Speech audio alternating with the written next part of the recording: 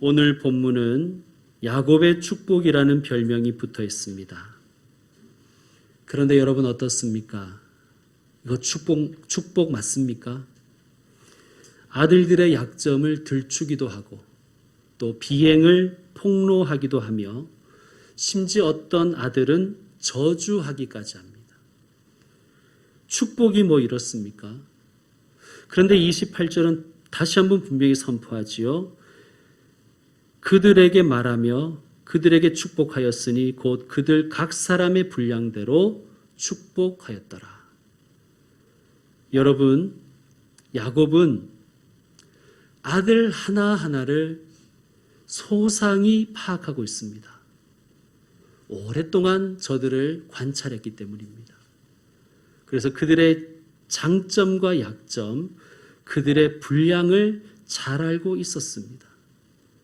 아마 아들들이 이 아버지 야곱의 축복을 들으면서, 기도를 들으면서 깜짝 놀랐을 것입니다. 아니, 우리 아버지가 저것까지 알고 있었단 말인가? 범사에 감사라고 하나님 말씀하셨습니다. 쉬워요? 어려워요? 우리가 장점이라고 생각하는 것에는 감사하는 것이 그리 어렵지는 않습니다. 그런데 우리가 감사할 수 없다고 여기는 것에는 감사하기가 솔직히 어렵지요. 여러분, 사람에게는 누구나 장점과 약점이 있습니다. 우리의 일 중에는 잘 되고 있는 것이 있고 그렇지 않은 일도 있습니다. 또 성공도 있고 실패도 있습니다. 장점이나 잘된 일이나 성공에는 감사할 수가 있지요. 그런데 약점이나 잘 되고 있지 않은 일이나 실패에는 감사하기가 쉽지 않습니다. 그러면 이런 질문을 드립니다. 여러분의 삶을 한번 관찰해 보십시오. 자세히 들여다 보십시오. 지금 감사하는 것들 사라져도 조건 없이도 하나님께 감사할 수 있습니까? 반대로 지금 도저히 감사할 수 없다고 생각하는 그것이 도리어 감사의 이유가 될 가능성은 전혀 없을까요? 나의 장점과 자랑이었던 것이, 나의 자존심을 세워주었던 것이 도리어 내게 낭패를 주었던 적도 있습니다. 혹은 저건 내 약점이야 라고 생각했는데 도리어 그 약점이 내 인생의 디딤돌이 된 적도 있습니다. 여러분, 분명히 야곱은 자기 자녀들을 야단치고 저주하는 모습도 있었습니다. 여러분, 우리는 어떻습니까? 우리도 부모로서 자녀에게 야단칠 때가 있죠. 부모님이 여러분에게 야단칠 때가 있잖아요. 야단치다 보면 욕도 하고 모진 말도 할 수 있지 않습니까? 그러면 안 되지만 그럴 수 있지 않습니까? 야, 너 인생 그딴 식으로 살지 마라. 그렇게 살면 쫄딱 망한다. 야, 너 심보 그렇게 쓰지 마. 아무도 너를 사랑하지 않을 거야. 자식의 입장에서는 기분이 나쁘지요. 짜증나지요. 그런데 성숙한 자녀라면 부모의 모진 야단도 이렇게 받을 수도 있을 것 같습니다. 그래, 내가 이렇게 살면 안 되겠다. 이해하시겠죠? 그 욕을, 그 모진 말도 성숙하게 받아들이면 내 인생의 디딤돌로 삼을 수 있는 좋은 말씀이 될 수 있다는 것입니다. 아, 어머니가 나에게, 아버지가 나에게 경고를 주시는구나 라고 생각하면서 조심하고 삶을 가꾸면 오히려 축복의 디딤돌이 될 수가 있는 것이지요. 여러분, 성경 말씀이 그렇잖아요. 성경을 쭉 읽어보시면요, 성경에 좋은 말만 기록되어 있지는 않습니다. 성경을 읽다 보면 우리의 폐부가 아프고 관절과 골수를 마치 찔러 쪼개는 것 같은 그런 우리를 아프게 하는 말씀이 훨씬 더 많습니다. 여러분, 그래서 성경이 진리인 것 같아요. 그래서 성경이 축복의 말씀입니다. 왜 그렇습니까?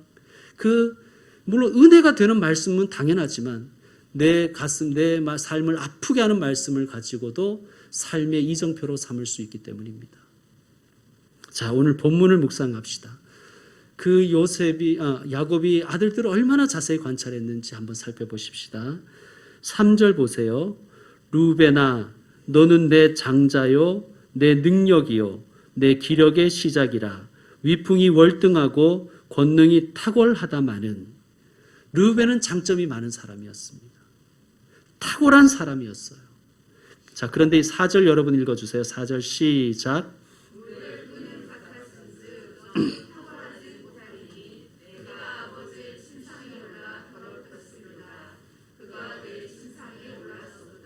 아멘. 루벤은 장자였고 위풍, 즉 풍채도 좋았고 기운도 월등하고 능력이 뛰어난 사람이었습니다. 그러나 정열이 지나쳤습니다. 아버지가 이렇게 말합니다. 너는 물의 끓음 같았다. 과유불급이었다는 것이죠. 정열이 너무 지나쳐서 실수를 저질렀습니다. 그는 이 말을 왜 해줄까요? 저는 이런 말인 것 같습니다. 너의 열정에는 브레이크가 있어야 된단다. 브레이크가 없는 열정은 위험하단다. 여러분, 이것이 어쩌면 야곱이 루벤에게 바란 것이 아니겠습니까? 5절입니다. 시므온과 레위는 형제요. 새 번역은 이렇게 번역했습니다. 시므온과 레위는 단짝이다. 단짝 형제다. 형제들이 많았는데 이 둘이 제일 친하고 죽이 잘 맞아서 늘 붙어 다녔나 봅니다. 그런데 그들의 칼은 폭력의 도구로다. 6절과 7절 읽어주세요. 시작.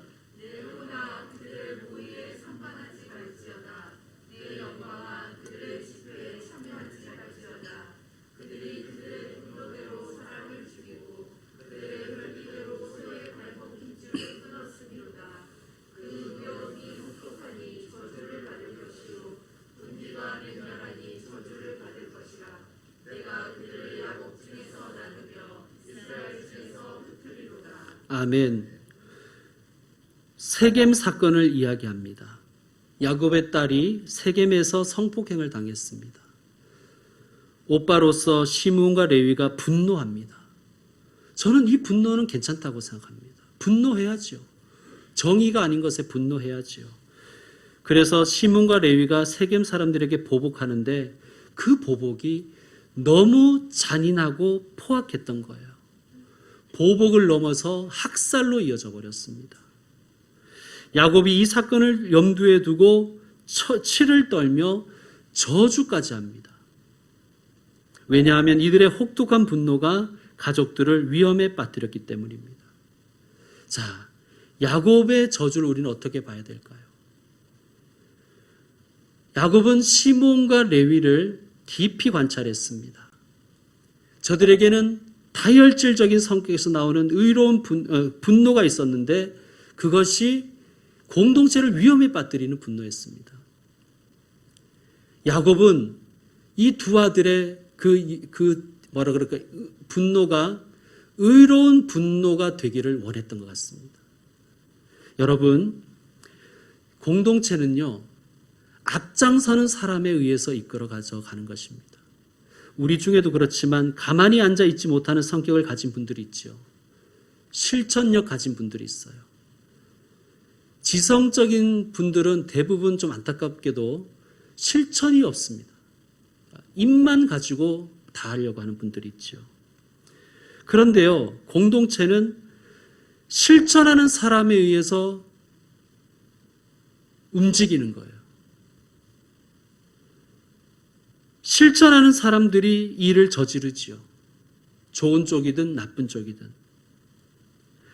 여러분, 분노를 가지고 있다는 것은 괜찮습니다. 그런데 그 분노가 말씀과 기도와 성령으로 훈련받아야 됩니다. 그래야 하나님께 쓰임받는 거예요. 여러분, 혹시 정의로운 분노를 가지고 계십니까? 그러면 말씀과 기도와 성령으로 훈련받으십시오.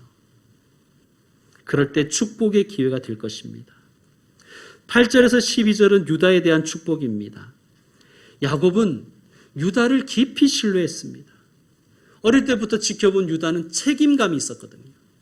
아버지가 일을 시키면 아버지의 마음을 흡족하게 해드리는 거예요. 우리도 그렇잖아요. 일을 딱 시켜놓고 마음이 탁 놓이는 사람이 있고, 일을 시켰는데 그냥 오늘 내일 뭐 언제 기약도 없이 그냥 늘 거기에 신경 쓰게 하는 사람이 있습니다. 그런 사람 분명히 있잖아요. 야곱은 유다를 신뢰했습니다. 왜냐하면 유다는 의리도 있었고 희생정신도 있었기 때문입니다. 자, 여러분 10절을 읽어주세요. 시작.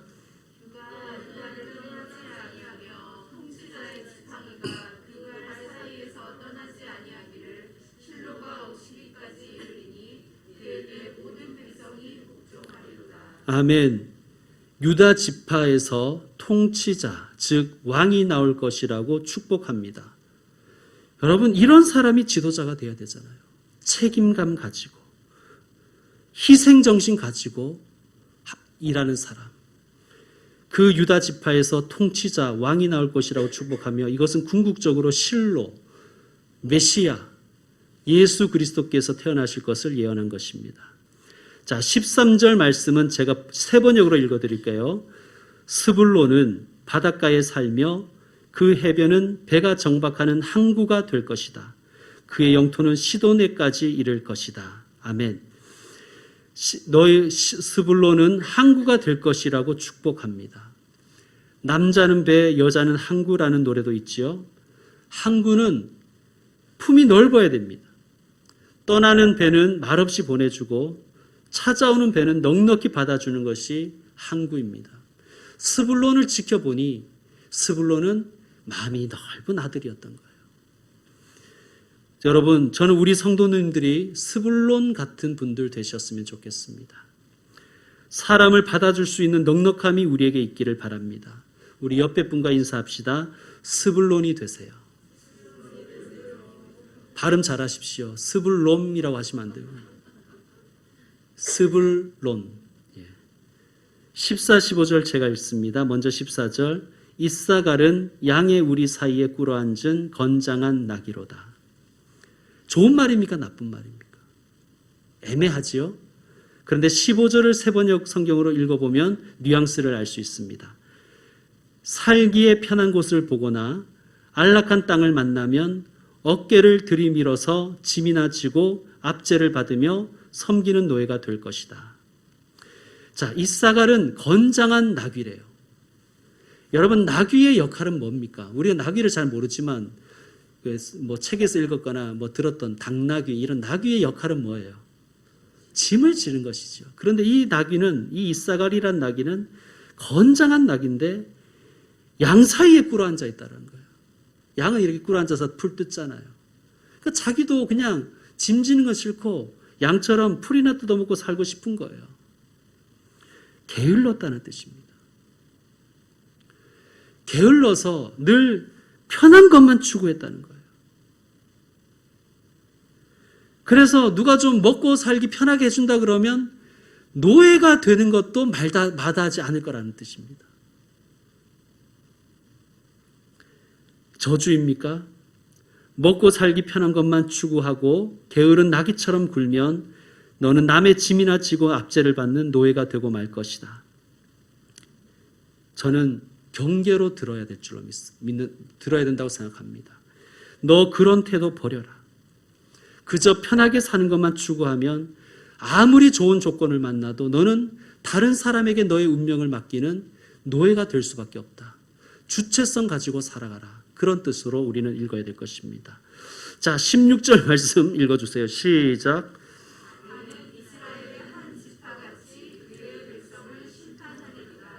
아멘. 단은 아주 작은 지파였어요. 그런데 야곱이 축복합니다. 너는 작은 지파지만 이스라엘의 한 지파로서의 역할을 톡톡히 할 것이다. 더 나아가 너는 리더 지파가 될 수 있다는 뜻입니다. 비결은 뭘까요? 자, 17절 읽겠습니다. 단은 길섭의 뱀이요 샛길의 독사로다. 말굽을 물어서 그 탄자를 뒤로 떨어지게 하는로다. 아멘. 17절 말씀을 물론 적그리스도라고 해석하는 그런 경우도 있습니다.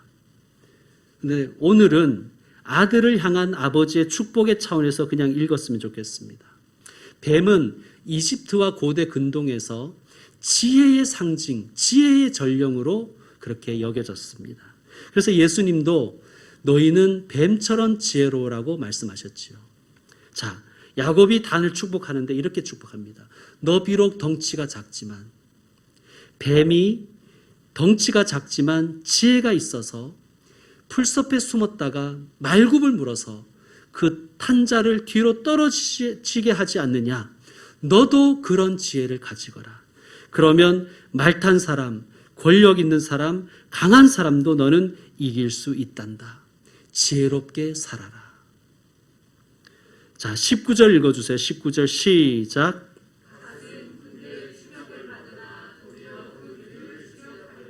아멘.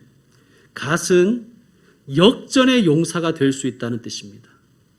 우리 인생에도 위기가 찾아오지요. 위기 때문에 망하는 사람도 있지만 위기를 기회로 바꾸는 전화위복의 능력이 있는 사람이 있잖아요. 여러분, 갓은 군대의 추격을 받으나 도리어 군대를 추격하는 능력을 가질 것이라고 축복합니다. 여러분, 성도 여러분, 혹시 위기를 만나셨습니까? 갓과 같은 전화위복의 능력이 여러분께 있기를 축원합니다. 힘든 고비 만났을 때 아이고 이제 죽었구나 하고 포기해버리지 마시고, 사방이 다 막혀도 하늘은 열려 있잖아요. 하늘을 바라보시고 하늘에 살 길이 있음을 믿고 포기하지 말고 기도하고 살아가시길 바랍니다. 자, 20절 읽어주세요. 시작.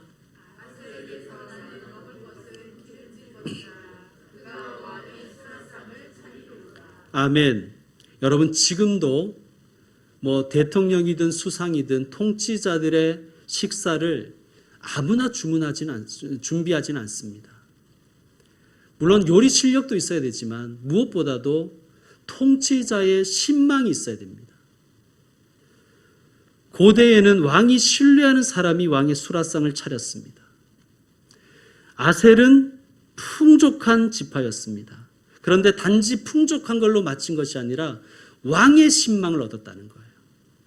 부자이면서도 세상의 신망을 받는 사람, 저는 고 유일한 박사 같은 분이 생각납니다. 여러분, 윤택한 삶을 사십시오. 그런데 더욱더 사람들에게 신망을 받는 사람이 되십시오. 그런 사람이 참된 하나님의 사람인 줄로 믿습니다. 21절 여러분 읽어주십시오. 시작.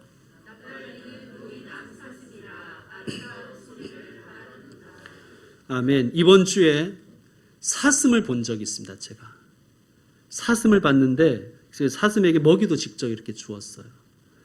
사슴을 정말 가까이서 봤는데 정말 사슴이 이쁘더라고요. 암사슴이 참 이뻐요. 여러분, 그런데요, 오늘 말씀 보세요. 암사슴 같이 이쁜 사람이 아름다운 소리를 바라는도다. 말도 이쁘게 한다는 거예요. 얼마나 사랑스러울까요? 요즘 아이들 참 예쁘고 사랑스럽지요. 귀엽지요. 그런데 저는요, 인사 잘하는 아이가 더 이쁘고 사랑스럽습니다. 외모도 아름답고 말도 아름답게 하는 사람, 그런 사람은 뭘 해도 밉지 않은 거예요. 이런 복을 우리 자녀들이 받았으면 좋겠습니다. 22절에서 26절은 요셉을 향한 축복입니다. 22절에서 24절까지 우리 읽어봅시다. 22절에서 24절. 요셉은 무성한 가지 곧 샘 곁에 무성한 가지라. 그 가지가 담을 넘었도다. 활 쏘는 자가 그를 학대하며 적개심을 가지고 그를 쏘았으나 요셉의 활은 도리어 굳세며 그의 팔은 힘이 있으니 이는 야곱의 전능자 이스라엘의 반석인 목자의 손을 힘입음이라. 아멘.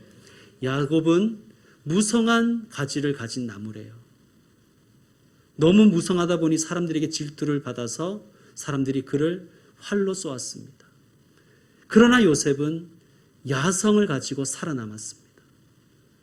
여러분, 거친 광야에 버려졌지만 요셉은 결국 살아남았습니다. 그냥 서바이브한 정도가 아니라 무성한 큰 나무가 되어서 사람들에게 좋은 열매를 주는 인물이 되었습니다. 여러분, 야성이 있는 사람들이 되시길 바랍니다. 어디에 던져져도 살아남는 사람이 되십시오. 그저 목숨만 붙어 있는 것이 아니라 많은 이들에게 선한 영향력을 끼치는 사람이 되시길 축복드립니다. 마지막으로 27절 읽어주세요. 시작.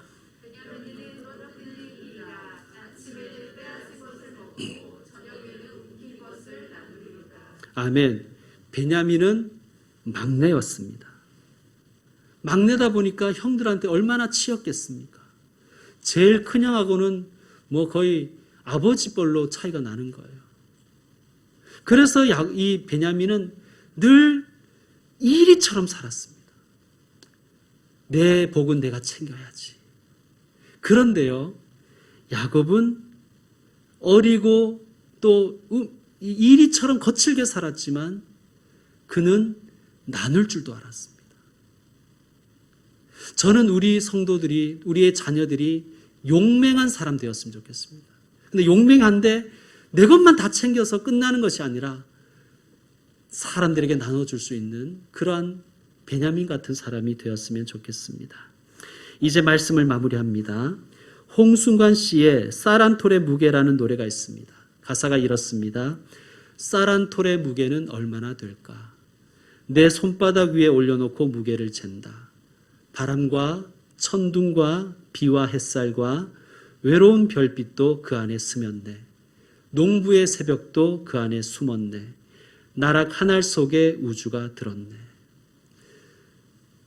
작사가는 쌀 한 톨을, 버려진 쌀 한 톨을 유심히 관찰했습니다. 그랬더니 보잘것없는 쌀 한 톨이 아니라 그 속에는 바람도 있고 천둥도 있고 비도 있고 햇살도 있고 별빛도 있고 농부의 새벽도 있고 그 안에 온 우주가 들어있다는 거예요. 여러분, 열린 눈을 가진 사람은요, 쌀 한 톨 속에서도 우주를 보는 거예요. 여러분, 우리는 어떻습니까? 우리를 여러분 자세히 한번 바라보십시오. 나와 나의 삶을, 내 가정을 가장 자세히 한번 관찰해 보십시오. 그러면 나만 있는 것이 아니라 하나님의 손길이 함께하고 계시고 또한 가족과 이웃의 사랑이 함께 담겨 있을 것입니다. 교회도 함께 있을 것입니다. 그러니 감사할 수밖에 없지요. 여러분, 감사의 제목을 발견하시는 분들이 되시길 바랍니다. 너무나 당연하게 감사할 수밖에 없는 것에서는 교만을 발견하시고 오히려 감사할 수 없다고 생각하는 것에서 감사의 제목을 발견하는 영적인 눈이 있기를 소망합니다. 그래야 정말 범사에 감사할 수 있는 거예요. 오늘은 야곱의 축복을 묵상했습니다. 장점에 대해서도 보았고 약점에 대해서도 보았습니다. 여러분, 장점이 있다고 해서 다 성공하는 것은 아닙니다. 교만하지 마십시오. 단점이 있다고 다 실패하는 것은 아닙니다. 약점이 있다고 좌절하지 말고 그것으로 나를 경계하여 성숙을 위한 디딤돌로 삼으십시오. 그렇다면 범사에 감사할 수 있는 주님의 자녀들이 될 것입니다. 기도하겠습니다.